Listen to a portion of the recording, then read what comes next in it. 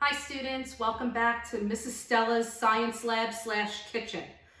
Today I'm going to show you actually an experiment that you could do on your own at home, but definitely with parental supervision.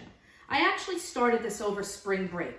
I wanted to show how sugar crystallizes and turns into rock candy. So sugar, common table sugar like this, is sucrose, and the chemical formula is C12H22O11, which means that there are 12 carbon, 22 hydrogen, and 11 oxygen atoms. And if you were to look at one of these under a molecule, under a microscope, it actually kind of looks like rock candy, to be honest with you. So anyway, the way you would do this is, it's a process called saturation. The way it would work is with parental supervision. You would take a little saucepan and you'd stir in 1 cup of sugar to hot water, about half the amount of water, so half a cup of water.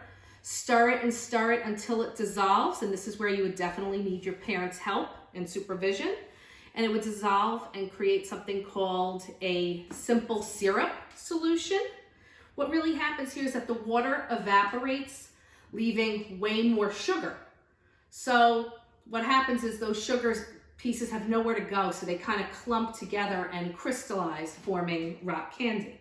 So the next thing, and your parents would have to do this part, you would pour that solution into a tall glass, which I did right here.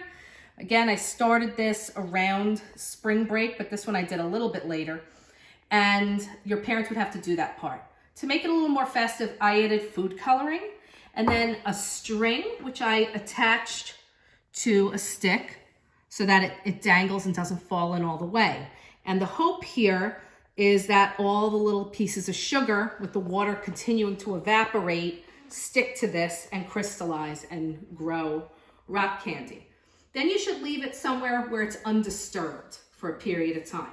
So I did a purple one first, and after about a day and a half, this is what happened. I just put it on a stick the first time, and if you could see, it actually looks like little crystals that stick to it. Remember, all that water is evaporating.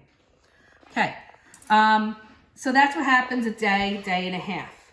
After about a week, this is another one that I did, and I will pull this out now.